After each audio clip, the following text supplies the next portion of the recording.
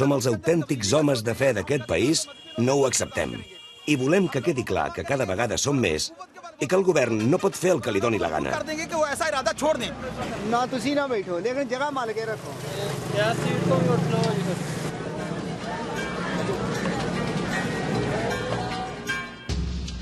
Fa mesos que els islamistes organitzen freqüents demostracions de força a tot el país.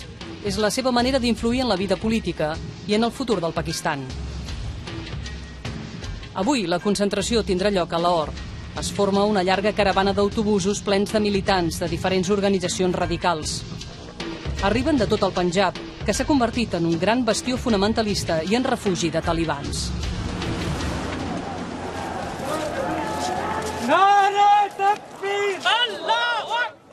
A Lahore, els militants de la Gama Islamiyya es fonen amb les banderes blanques i negres d'un grup il·legal que figura a la llista d'organitzacions terroristes de l'ONU. La Gama Udawa. Just al darrere veiem el verd i el vermell del Sipah-e Sahaba, el grup proper a Al-Qaeda. Avui, tots els musulmans de debò deixem de banda les diferències i sumem les nostres forces per defensar el poble de l'Alcorà. Tenim banderes i programes diferents, però un mateix objectiu, i estem disposats a donar la vida pel profeta. Tots els fonamentalistes del Pakistan concentrats perquè tothom vegi on és realment el poder.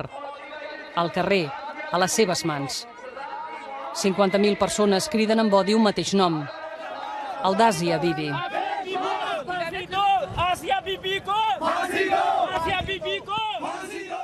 La dona que es va discutir per un vas d'aigua és ara la gran enemiga dels extremistes.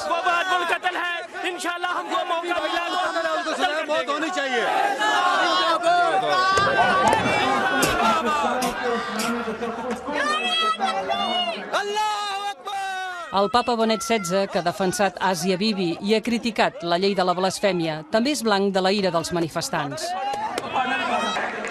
Mirem de passar entre la multitud amb discreció, perquè la nostra presència molesta alguns dels fonamentalistes. Marxeu immediatament, o hi haurà problemes. Per què? Si no s'aparten de la manifestació, la gent els atacarà. Si els veuen, se'ls tiraran a sobre. Per aquí no podeu passar. Tan perillós és? Sí, aquesta gent és molt violenta. Val més que no us arrisqueu. Sou nord-americans i esteu a favor dels cristians. I aquí els cristians no són benvinguts. No som nord-americans. Un dels manifestants ens protegeix, però el servei d'ordre també ens fa saber que val més que marxem. Són blancs, els mataran. Deixeu passar, que van amb mi. A la tribuna, envoltats de filferro espinós, els oradors llancen proclames contra els Estats Units i tot Occident i a favor de la guerra de religions.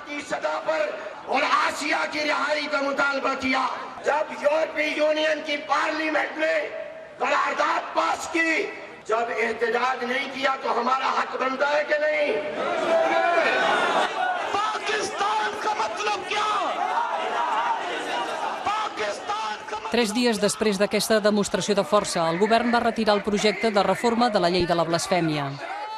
Una gran victòria per als islamistes. Entre les files liberals, en canvi, la por guanya terreny. Sherry Rahman. Els fonamentalistes diuen que serà la següent. És la diputada que va proposar al Parlament la modificació de la llei. Anem a Karachi per entrevistar-la. Però acostar-se a Rahman no és fàcil. Rep amenaces de mort cada dia. Està envoltada de guardaespatlles permanentment i no anuncia mai la seva agenda amb antelació. Per raons de seguretat, només hi podrem parlar durant 10 minuts.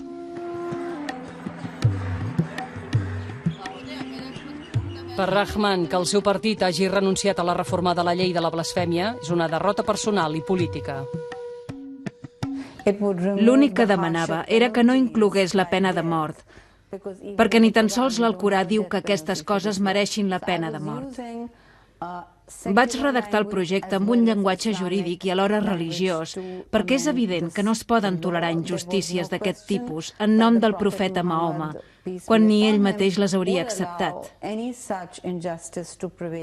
Però la qüestió s'ha convertit en un debat polític justament perquè aquesta llei l'esmenta. I a causa del fonamentalisme, també. Els fonamentalistes sempre pressionen el govern. Com que no tenen pes polític a les urnes i tenen pocs representants al Parlament, intenten aconseguir més poder al carrer. I volen segrestar el debat repetint sense descans que són els únics que saben interpretar l'Alcorà.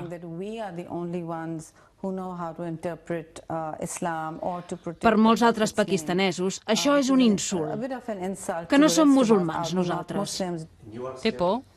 No, perquè em nego a viure amb por. Per això vaig decidir prendre la iniciativa. Encara que em costi la carrera política i fins i tot la vida, penso defensar les meves conviccions amb el cap alt. És el que ens va ensenyar Benazir Bhutto. Però els amics que té el govern li han dit que abandoni el país si no vol morir. Perquè el perill és molt real. El pare de Shahryar Taseer va morir el 4 de gener. Era el governador de Panjab. El van assassinar en ple carrer. Tota la família és liberal. Forma part de la majoria silenciosa que avui ha de mirar de no cridar l'atenció. Però el Shahryar, el fill petit del governador assassinat, ha decidit concedir-nos una entrevista. Es nega a callar i a renunciar a la lluita del seu pare. Aquí està amb la meva mare i amb Hillary Clinton. Salman Taseer va criticar durament la llei de la blasfèmia i la va anomenar llei negra. Els mulars van llançar una fàtua contra ell. Va executar la sentència al seu propi guardaespatlles. Què he de fer jo ara? Deixar-me barba i resar tot el dia? Arriba un moment que has de triar. És arriscat, però no ens podem acovardir. No podem abandonar la lluita. No podem callar. I la resta del món ens ha de donar suport perquè necessitem ajuda. Això s'ha convertit en una guerra. I els que som a primera línia de foc som nosaltres. Unes setmanes després d'aquesta entrevista va ser assassinat el ministre de Minories, que era catòlic. Els fonamentalistes han aconseguit que la llei de la blasfèmia sigui una mena de frontera que separa dos mons. Els partidaris del Pakistan obert perden terreny. Al marit d'Asia Bibi li costa conservar l'esperança. Va visitar la seva dona a la presó 2 vegades al mes. L'acompanyen els dirigents de la Fundació Catòlica, que li dona suport.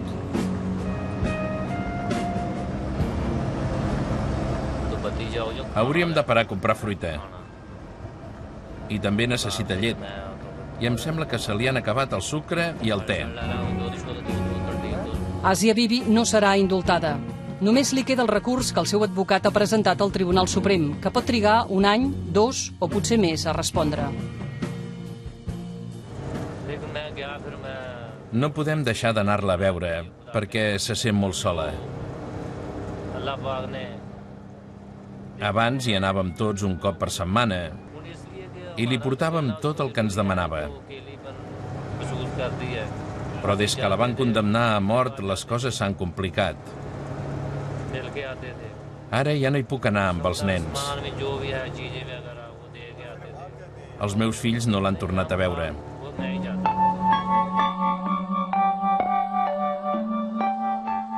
Ens hem de separar de la Sheikh, el marit de l'Àsia, davant la porta de la presó. No ens deixen anar més enllà. Malgrat totes les gestions que hem fet, no podem parlar amb la condemnada. El cas és massa sensible. S'ha convertit en una qüestió d'estat. Només pot veure l'Àsia el seu marit. Fins i tot les visites del seu advocat han quedat suspeses fins a nova ordre. I li han endurit el règim carcerari. L'han deixat sola a la cel·la amb una càmera que l'observa constantment. Marxem del Pakistan sense haver sentit la veu d'Asia Bibi, la camperola que avui simbolitza un país que es tanca.